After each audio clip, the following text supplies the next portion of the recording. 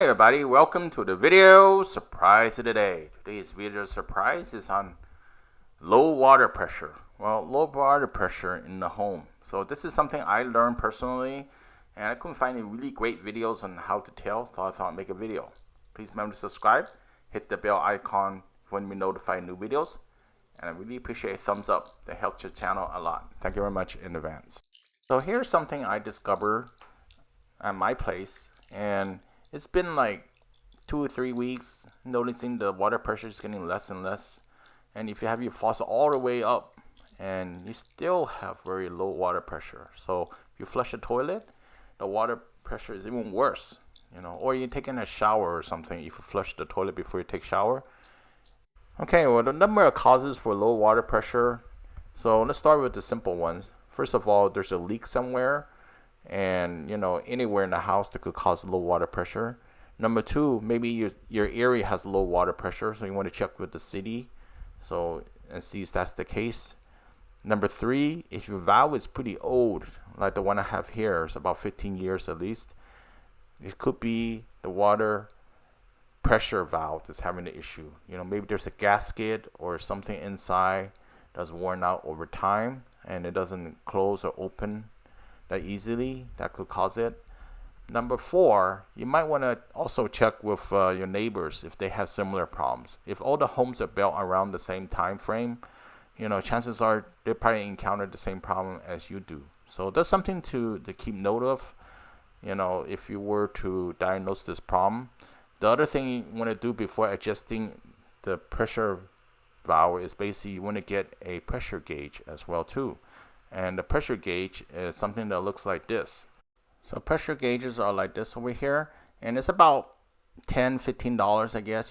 You get a decent one. There are different brands that make it, and you want to replace the garden hose.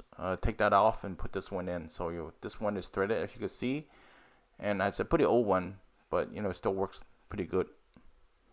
So in my issue, it's really the water pressure valve that was the issue. So I already played around with the screw and everything. Now it's back in some funny state with the screw, but it doesn't matter because I know that's the issue. So called the plumber and had him do the work.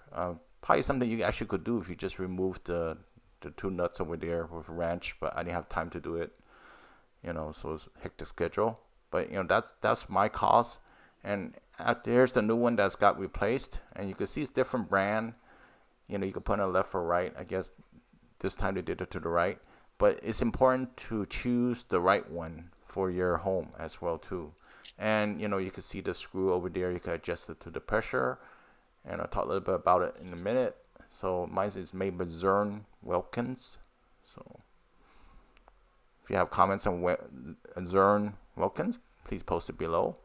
Mine is a 1-inch pipe over here, you could see. And notice the orientation is pointing up. It's a 70 XL. So my water flow goes from the street, goes up, past the valve, goes to my home. So that's something that you need to know if you're doing it yourself.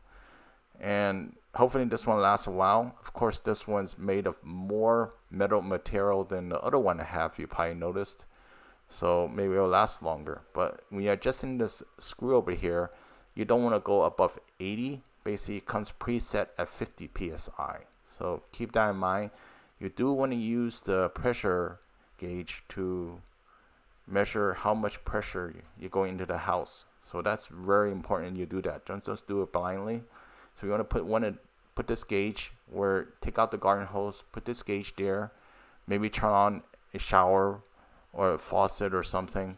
Then you want to measure how much pressure. In my case, I set it for 65. Actually, my plumber set it for 65, and it's been great now. You take a warm shower and you still have water coming out to wash your hair and stuff like that.